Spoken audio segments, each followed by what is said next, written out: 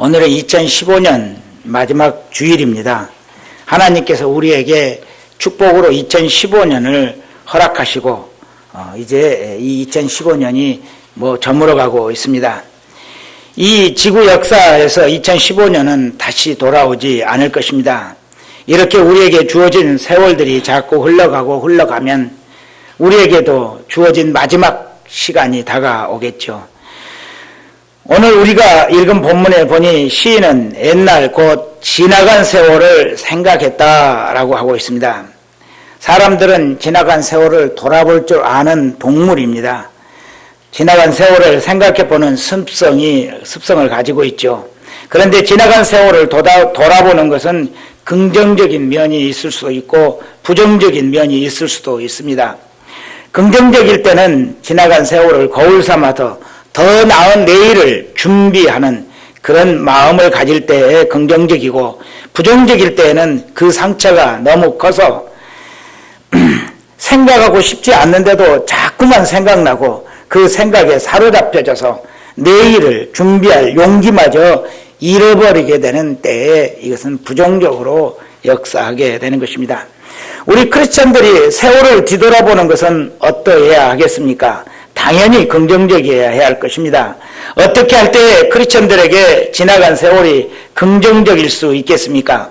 하나님을 바라보고 하나님의 하시는 손길을 찾을 때에 긍정적으로 작용하게 됩니다. 반면에 지나간 일들을 운명적으로 본다든지 그것이 남의 탓으로 본다면 반드시 우리들에게도 부정적인 그것을 떠나버릴 수 없을 것입니다. 그런데 세월이라는 것이 어떤 사람들에게는 더디 가지만 또 어떤 사람들에게는 아주 빨리 간다고 합니다. 어떤 백발노인, 인생의 쓴맛 단맛을 다 맛보신 한 백발의 노인이 세월에 대해서 이런 고백을 했죠. 내가 울고 웃던 어린 시절에는 시간이 마치 기어가는 것처럼 천천히 지나갔다. 내가 꿈을 꾸고 세상을 배워가던 청소년 시절, 청년 시절에는 시간이 빠른 걸음으로 지나갔다. 그리고 내가 성인이 되었을 때 시간은 마치 뛰어가는 것처럼 지나갔고, 장년이 되어 능력을 발휘할 때는 하늘의 구름처럼 쉽게 날아가 버렸다. 이제 흰머리가 성성한 노인이 되어보니 내게는 시간이 전부 지나가 버리고 별로 남은 게 없다. 이렇게 말을 했습니다. 여러분이 지금 살고 있는 현재 시간은 어떻게 지나가고 있습니까? 이 설교를 준비하면서 저도 저에게 주어진 시간에 대해서 살펴볼 시간을 가졌습니다. 제가 80세까지 산다면 이제 남은 세월은 15년입니다. 7년은 더 목회를 할 것입니다. 그리고 나머지 8년을 살게 되겠죠. 그 8년은 저에게 어떤 의미가 있을까요? 남은 8년을 축구 경기에 비추어서 계산해 보니 9분이 남은 셈이었습니다. 그렇다면 9분을 어떻게 해야겠습니까? 다 살았다고 놀아버려도 될까요? 아마 그렇다면은 축구 경기 9분 전부터 대충 걸어다니며 경기하는 선수처럼 되겠죠. 그렇다면 아마 저에게 경기를 열심히 뛰라고 시간을 주신 그분께서 나를 어떻게 보시겠습니까? 이렇게 보실 것입니다. 국가대표 축구 선수로 출전해서 뛰고 있는 선수가 이제 9분밖에 남지 않았다고, 시간이 다 되었다고 슬슬 걸어다니는 선수처럼 볼 것입니다. 국가대표로 뽑은 분은 그걸 뽑은 것을 후회할 것이고, 경기가 끝난 후에는 그에게 심한 질책이 따를 것입니다. 그래서 저는 은퇴 후에 살게 될 8년을 어떻게 살 것인가 심각하게 연구하고 준비하고 있습니다. 저에게 주어진 경기 시간, 마지막 휘슬이 울려 경기가 끝났을 때를 알릴 때에 행복한 미소를 지으며 경기장에 내보내신 그분을 만날 기대를 가지고 있는 것입니다. 정말 우리 크리스천들은 할 일이 많은 사람들이죠. 믿지 않는 사람들은 인생의 끝이 아무것도 없는 것, 그저 허무한 것뿐이라고 생각하기 때문에 늙고 기력이 떨어지면 아무것도 할 일이 없고 그저 숨이 끊어지는 날까지 세월을 종료를 알리는 휘슬이 울릴 때까지 그저 어슬렁어슬렁 걸어다니게 됩니다. 그런데 우리 크리스천들은 그렇게 살 수 없습니다. 나이가 많아도 할 일이 많습니다. 매우 중요한 일들을 할 수가 있습니다. 어쩌면 젊어서 생계를 위해서 자신의 꿈을 이루기 위해서 정신없이 바쁘게 세월을 보냈을 때보다도 더 중요한 일을 할 수 있는 중요한 기회가 된다고 생각이 됩니다. 우리가 무엇을 할 수 있겠습니까? 먼저 기도할 수 있습니다. 기도는 물리적으로 생각하면 아무런 파워가 없는 것처럼 여겨지기도 합니다. 그러나 기도처럼 큰 파워는 없습니다. 어떤 분이 이런 말씀을 남겼죠. 저는 이 말씀을 무척 좋아합니다. 기도하는 한 사람은 기도하지 않는 한 민족보다 강하다. 우리 함께 읽어볼까요? 시작. 기도하는 한 사람은 기도하지 않는 한 민족보다 강하다. 참 좋은 말씀이죠. 우리는 자녀를 위해서 수고를 아끼지 않는 사람들입니다. 잘 가르치고 바르게 자라기를 바라고 있습니다. 그런데 나이가 들어 백발이 성성하면 자녀들을 가르칠 수가 없습니다. 우선 가르침을 들으려 하지도 않기 때문이고 그래서 가르칠 수가 없습니다. 그렇다고 자녀들이 행복하지 못한 길을 가는데 그냥 보고 지나칠 수만은 없습니다. 그런데 우리 크리스찬들에게는 길이 있습니다. 기도하는 것입니다. 기도하는 부모의 자녀들은 잘못되지 않습니다. 자녀들은 부모가 기도하는 모습을 가장 좋아하고 그리고 든든해합니다. 그리고 기도하는 부모의 말씀은 비록 나이가 많으셔도 헛되게 듣지 않고 귀담아 듣는 것입니다. 이것이 기도하는 사람들에게 주어진 축복이요 능력입니다. 때문에 기도하는 사람들의 자녀들은 옳은 길을 가고 행복한 길을 갈 수밖에 없습니다. 기도하는 것 외에 또 할 일이 우리에게 있습니다. 전도하는 것입니다. 지금껏 살면서 이런 일 저런 일에 바빠서 전도하는 삶을 살지 못했으니 이제 남은 기간 동안 전도를 열심히 할 수 있을 것입니다. 저에게 남은 마지막 9분 동안 열심히 전도하려고 저는 계획하고 있습니다. 저는 개인적으로 목표를 세웠습니다. 어린이 전도를 1년에 100명씩 하려고 합니다. 100명씩 10년 동안 하면은 1000명을 전도할 수 있기 때문에 1000명 전도를 작정했습니다. 이것이 은퇴 후에 세운 계획입니다. 그리고 기도하고 있습니다. 또 어린이 전도를 배우고 익히고 연구하려고 합니다. 이것이 제가 제 인생 마지막에 불태울 숨겨진 작전입니다. 잘 들어맞아서 승리하고 경기를 내보낸 그분을 행복하게 해드리고 싶습니다. 2002년 월드컵에서 박지성 선수가 역전골을 터뜨리고 달려가서 히딩크 감독의 품에 안겼던 모습을 저는 아직도 생생하게 기억하고 있습니다.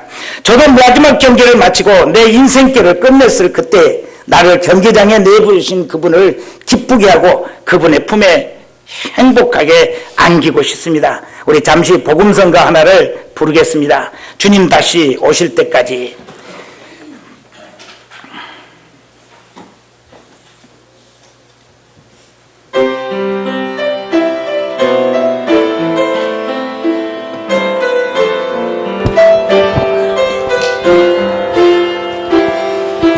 주님 다시 오실 때까지 나는 이 길을 가리라. 좁은 문 좁은 길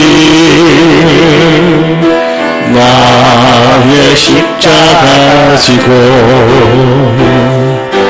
나의 가는 이 길 끝에서 나는 주님을 보리라. 영광의 내 주님 나를 맞아 주시리. 주님 다시 오실 때까지 나는 달려가리라. 주의 영광은 땅 덮을 때 나는 일어나 노래하리. 내 사모하는 주님 온 세상 보여주시라. 내 사모하는 주님 영광의 왕이시라. 다시 한번 부릅니다. 이 모실 때까지 나는 이 길을 가리라. 좁은 문 좁은 길 나의 십자가 지고 나의 가는 이 길 끝에서 나는 주님을 부리라. 영광에 내 주님 나를 맞아주시리. 주님 다시 오실 때까지 나는 일어나 달려가리라. 주의 영광 온 땅 덮을 때 나는 일어나 노래하리. 내 사모하는 주님 온 세상 구주시라. 내 사랑하는 주님 영광의 왕이시라.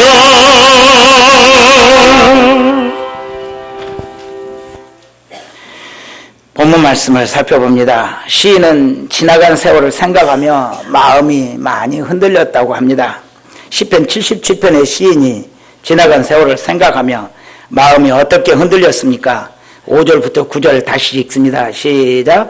내가 옛날 곧 지나간 세월을 생각하였사오며 밤에 부른 노래를 내가 기억하여 내 심령으로 내가 내 마음으로 간구하기를 주께서 영원히 버리실까? 다시는 은혜를 베풀지 아니하실까? 그의 인자하심은 영원히 끝났는가? 그의 약속하심도 영원히 패하였는가? 하나님이 그가 베푸실 은혜를 잊으셨는가? 노하심으로 그가 베푸실 긍휼을 그치셨는가 하였나이다. 아멘. 시인은 참 믿음이 좋으신 분이었음에도 지나간 세월을 뒤돌아보면서 마음이 아프고 흔들렸습니다. 불안했습니다. 그는 얼마나 불안해했습니까? 첫 번째는 주께서 영원히 나를 버리셨는가 하는 의심 속에 불안해했고, 두 번째 다시는 은혜를 내게 베풀지 아니하실까 두려워했습니다. 세 번째는 내게 주님의 인자하심은 영원히 끝났는가. 네 번째는 하나님의 그 약속하심도 내게는 영원히 끝났는가. 다섯 번째는 하나님께서 내게 베푸실 은혜를 잊으셨는가. 여섯 번째는 하나님께서 노하심으로 내게 베푸실 긍휼을 이제는 그쳐버리셨는가. 이렇게 심히 불안해졌습니다. 시인은 어쩌면 그들의 나라가 유다 나라가 바벨론에 멸망하여 수말리 먼 이국 땅에 온 백성들이 포로로 잡혀갔을 때에 이 시를 지었을 것 같습니다. 그에게는 나라가 없었습니다. 이제는 일가 친척도 없었습니다. 고향으로 돌아갈 수도 없었고 부모들이 그를 사랑하고 키워주었던 집도 마을도 없었습니다. 눈에 보이는 산천은 그저 낯선 것들 뿐이었고 문화도 맞지 않아서 많이 불편했습니다. 하나님을 섬기는 일도 어려웠습니다. 성전에 올라가 예배를 드리고 싶어도 그 성전은 이미 파괴되어 버렸고 그에게는 있지도 않았고 성전이 있었던 예루살렘마저 완전히 무너져서 폐허가 되었습니다. 이제 그 예루살렘은 사람은 한 사람도 살지 못하는 황량한 벌판이 되었고 여우 같은 짐승들만이 다니는 황폐한 땅이 되었습니다. 그의 힘으로는 이제 또다시 옛 영화로운 예루살렘을 재건할 수도 없었고 소망도 보이지가 않았습니다. 그는 모든 희망과 용기를 다 잃어버리게 된 것입니다. 그래서 시인은 하나님께서 나를 버리시고 나를 영원히 버리신 것일까? 한탄하며 눈물을 흘렸습니다. 이제 하나님께서 다시는 자신과 유대인들에게 은혜를 베풀지 아니하실 것인가 두렵고 떨렸습니다. 이제 하나님의 은혜는 영원히 끝나버리고 다시 돌아오지 않을까 절망스러웠습니다. 하나님께서 아브라함과 다윗에게 하신 약속, 내가 네 씨로 번성하고 이 땅 예루살렘과 가나안 땅을 차지하고 영원히 살겠다고 하신 그 약속, 그 약속도 이제 끝나버린 것인가? 하나님의 약속까지 의심이 되었던 것입니다. 사랑하는 여러분, 여러분들도 이런 절망을 가지고 계십니까? 이런 아픔이 있습니까? 몸이 아프셔서 다시는 회복할 수 없을 것이라는 두려움 속에 빠져 있습니까? 여러분이 무엇을 해도 하나님은 내게 아무것도 이루어 주시지 않을 것이라는 그런 절망감에 쌓여 있습니까? 나는 이렇게 별 볼 일 없는 그저 가을바람에 흩날리는 낙엽처럼 이리저리 밀려 살다가 내 인생 그렇게 절망스럽게 살아버리고 말 것인가? 걱정이 되십니까? 에이 모르겠다. 이래도 저래도 뜻대로 안 되는 세상 그냥 되는 대로 살아버리자. 이러며 자포자기하는 삶을 살고 계시지는 않습니까? 세상에는 이런 사람들이 참 많습니다. 그래서 세상에 술집들에는 사람들로 넘쳐나고 있죠.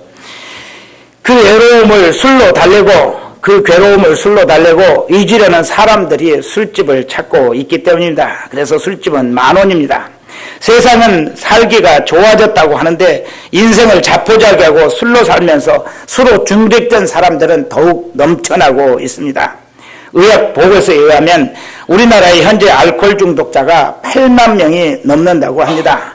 그 중에 20대 젊은 청년들이 20%나 차지한다고 하니 그 많은 사람들이 술로 인생을 살면서 그 귀한 세월을 허송해버리고 있는 것이죠.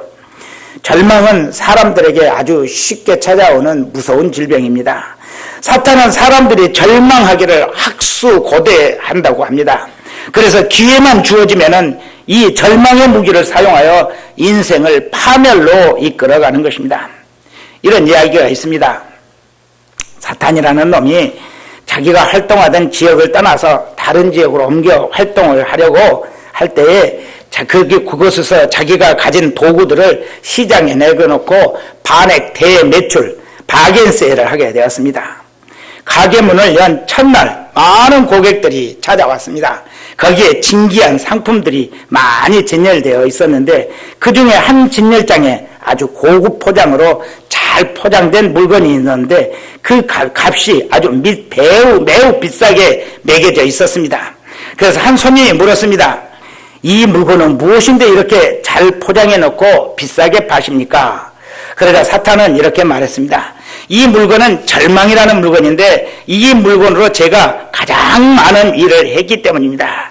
이 절망이 사람들 마음속을 파고들기만 하면 아무리 능력 있고 유능한 사람이라도 그저 한갓 형편없는 지푸라기에 불과한 인생으로 끝장나게 되고 맙니다. 여러분 중에 혹시 이 물건 사탄에게 사가지고 가지고 계신 분 안 계십니까? 이 절망이라는 물건을 사신 크리스찬들에게 어떤 현상이 나타날까요? 여러분들은 사가지고 있는지 없는지도 잘 모르고 있는지 모를 것 같아서 여러분들 진단을 해보시라고 말씀을 드립니다. 첫째는 감사하지 못하는 삶을 삽니다. 두 번째는 모든 것이 불만이며 마음에 들지 않는 것들 뿐입니다. 세 번째는 찬송을 할 수가 없습니다. 네 번째는 기도가 싫고 성경은 꼴도 보기 싫습니다. 그래서 일주일 내내 성경 한 장도 읽지 않죠. 다섯 번째는 예배가 시큰둥해지고 의미가 없어집니다. 여섯 번째는 알 수 없는 분노가 자신을 늘 지배하게 되죠. 일곱 번째는 모든 잘못이 나에게 있는 것이 아니라 곁에 있는 사람에게 있다고 생각을 합니다. 그리고 여덟 번째는 자신의 인생에 대한 가치를 폄하해버리고 말죠. 그리고 마지막 아홉 번째는 하나님을 신뢰하지 못하는 그 자리에까지 가게 되는 것입니다. 그런데 아무리 훌륭한 사람이라도 능력 있는 사람이라도 이 절망에 시달리는 때가 있습니다. 저 위대한 선지자 엘리야 선지자도 이런 절망에 심하게 시달린 적이 있었습니다. 우리 말씀을 함께 읽겠습니다. 시작. 아합이 엘리야가 행한 모든 일과 그가 어떻게 모든 선지자를 칼로 죽였는지를 이세벨에게 말하니 이세벨이 사신을 엘리야에게 보내어 이르되 내가 내일 이맘때에는 반드시 내 생명을 저 사람들 중 한 사람의 생명과 같게 하리라. 그렇게 하지 않냐면 신들이 내게 벌 위에 벌을 내림이 마땅하니라 한지라. 그가 이 형편을 보고 일어나 자기의 생명을 위해 도망하여 유다에 속한 브엘세바에 이르러 자기의 사환을 그곳에 머물게 하고 자기 자신은 영안으로 들어가 하룻길쯤 가서 한 노된 나무 아래 자기가 죽기를 원하여 이르되 여호와여 넉넉하오니 지금 내 생명을 거두시옵소서. 나는 내 조상들보다 낫지 못합니다 하고. 엘리야가 어떤 선지자입니까? 모든 선지자 중에 대표라고 해도 부족함이 없는 아주 훌륭한 분이십니다. 그는 북이스라엘의 아합 왕 때 활동을 했는데, 아합 왕이라는 사람은 이스라엘 모든 역사 중에 가장 악한 왕이었습니다. 그는 하나님의 선지자들을 다 죽이고 그리고 온 백성들을 바알 우상을 섬기도록 강요했죠. 그 이유는 그의 아내 이세벨이 바알신을 섬기던 두로라는 먼 이방 땅에서 데려왔기 때문입니다. 그런데 이디안 선지자 엘리야는 아합 왕과 이세벨에게 굴복하지 않았습니다. 그리고 아합 왕에게 바알신을 섬기면 큰 가뭄이 있을 것이라고 경고했고, 그가 기도하기 전까지 3년 6개월 동안 비 한 방울도 이슬도 내리지 않게 되었습니다. 아합 왕은 큰 고통을 당하게 되었고, 그 고통 중에 있는 아합 왕을 위대한 선지자 엘리야가 찾아갑니다.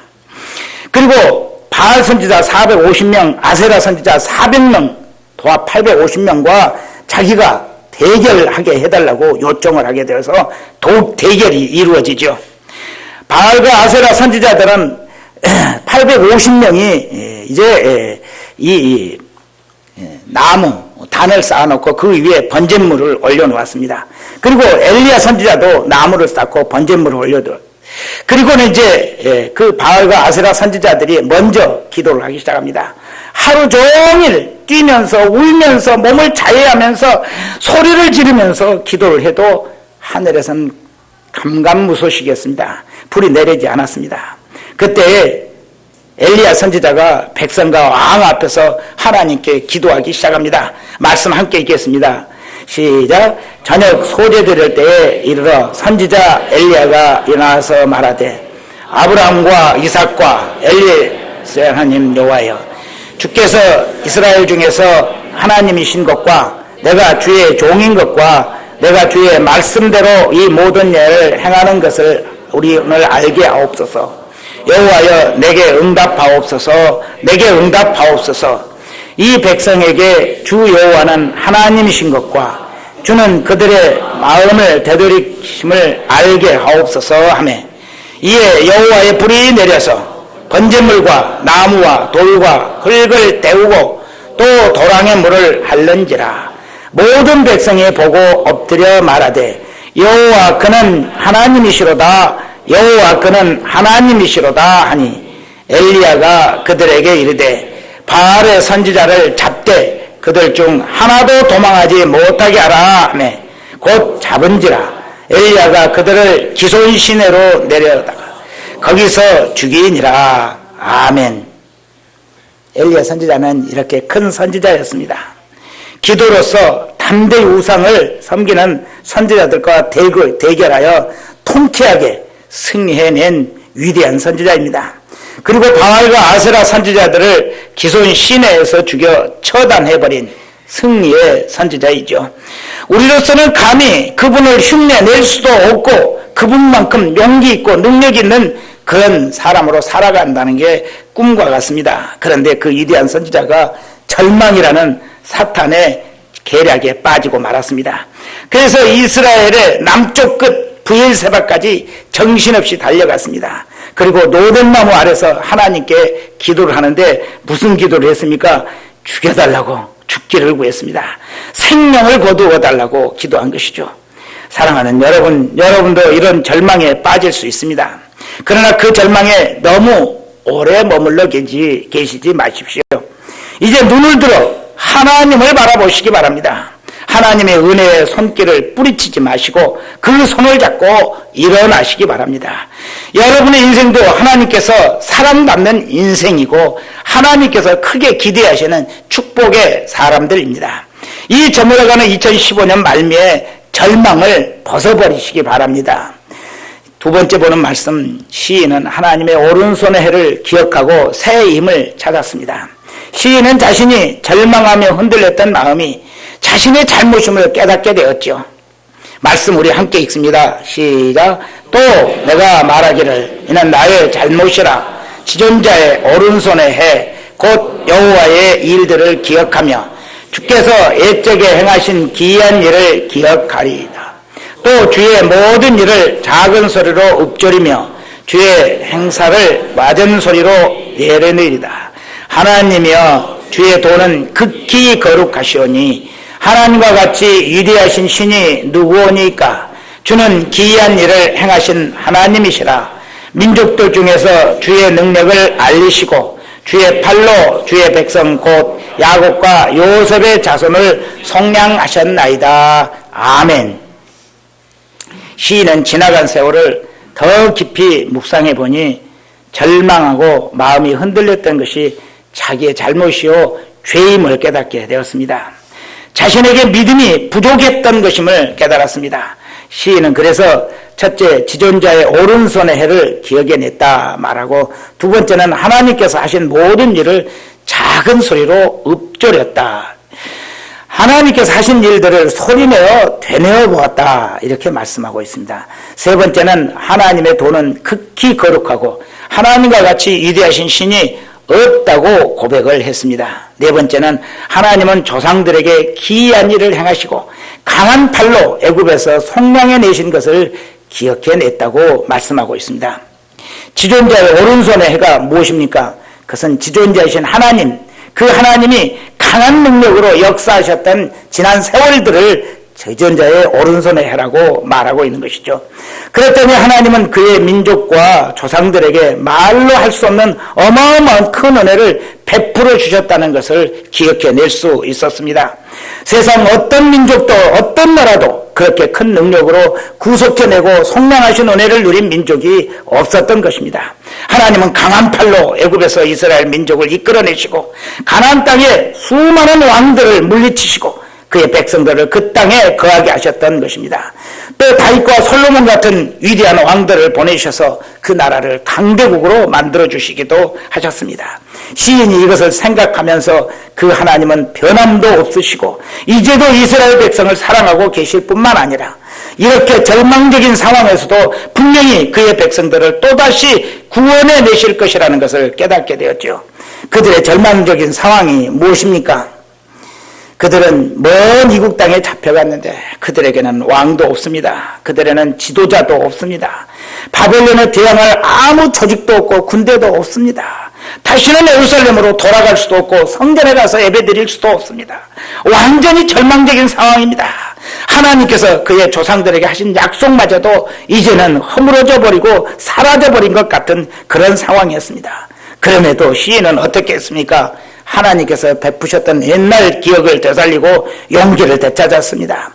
하나님은 어떻게 하셨을까요? 그 용기를 되찾고 믿음을 고백한 그 시인에게 하나님은 하나님의 약속을 이루어 주셨습니다. 하나님은 바사의 고레스 왕을 일으키시고 그로 하여금 유대인들로 고향으로 돌아가게 했습니다. 그리고 성전을 재건하라 하시고 하나님을 섬기라고 명령하셨습니다. 이것은 어떤 사람도 생각해낼 수 없었던 일입니다. 그래서 그들은 예루살렘으로 돌아오게 되었죠. 그때 그들이 부른 노래가 있습니다. 함께 읽습니다. 시작. 여호와께서 시온의 포로를 돌려보내실 때에 우리는 꿈꾸는 것 같았도다. 그때 우리 입에는 입숨이 가득하고 우리 혀에는 찬양이 찼었도다. 그때 문나라 가운데 말하기를 여호와께서 그들을 위하여 큰 일을 행하셨다 하였도다. 여호와께서 우리를 위하여 큰 일을 행하셨으니 우리는 기쁘도다. 아멘. 하나님께 그것을 고향으로 되돌려 보시실 때에 그들은 꿈꾸는 것 같았습니다. 없는 일이 생긴 거죠. 꿈 얘기하니까 어젯밤에 제가 꿈을 꿨는데 제가 집을 하나 샀는데 그 아파트가 지어지는데 저 광화문 저 옛날 중앙청 그 자리에다가 제 아파트를 막 세워가는데 아주 멋지게 세워가더라고요. 아마 우리 교회가 그렇게 세워질 것 같습니다. 그렇습니다. 그들은 꿈꾸는 것 같았습니다. 그들의 입에서는 웃음이 가득하고 사라지지 않았습니다. 혀에는 찬양이 떠나지를 않았습니다. 그들은 하나님의 하신 일을 보며 기쁨을 감출 수가 없었습니다. 사랑하는 여러분, 여러분을 구원하신 하나님을 바라보시기 바랍니다. 믿음은 세상을 보는 것이 아닙니다. 사람을 보는 것이 아닙니다. 자신의 경험을 토대 삼아 사는 것도 아닙니다. 자신의 미래를 운명처럼 생각하는 것이 아닙니다. 믿음은 하나님만을 바라보는 것입니다. 하나님께서 내게 베푸신 은혜, 그 은혜의 풍성을 가지신 하나님을 믿는 것입니다. 내가 하나님께 어떻게 구원받은 사람인지 잊지 않는 것입니다. 하나님의 자녀가 된 것이 얼마나 큰 축복인지 늘 그것을 이해하고 그것을 즐거워하는 것입니다. 믿음은 하나님은 자기 자녀에게 실망을 안겨주시는 분이 절대 아니심을 믿는 것입니다. 믿음은 나를 사랑하시는 하나님만을 바라보고 자신에게 주어진 일에 끝까지 충성하는 것입니다. 그 결과는 오직 하나님께 맡기는 것이 믿음입니다. 믿음으로 단단히 무장하시고 2016년 새해를 준비하시는 성도들 되시기를 바랍니다. 말씀을 맺습니다. 여러분, 세상을 보고 절망하지 마시기 바랍니다. 과거의 경험 때문에 의기소침해지지도 마시기 바랍니다. 사람들을 보고 실망하지 마시기 바랍니다. 지존자의 오른손에 해 하나님의 능력의 도우심을 생각하시고 그분을 믿으시기 바랍니다. 오늘날 내게 있는 하나님의 축복들을 소중히 여기시기 바랍니다. 그러면 여러분 앞에, 여러분 안에 용기가 살아납니다. 힘차게 새해를 맞이할 수 있게 됩니다. 희망찬 계획을 세우고 다시 일어나 새해를 도전해 가시기 바랍니다. 나를 아들 삼으시고 기뻐하셨던 그 하나님 아버지를 기억하시기 바랍니다. 여러분의 입가에 웃음이 가득한 새해를 준비하시기 바랍니다. 오직 믿음으로 새해를 맞이하시는 여러분들에게 하나님의 오른손의 능력이 항상 함께 하시고 여러분들에게 항상 기쁨이 충만하게 되기를 간절히 축원합니다. 기도드리겠습니다.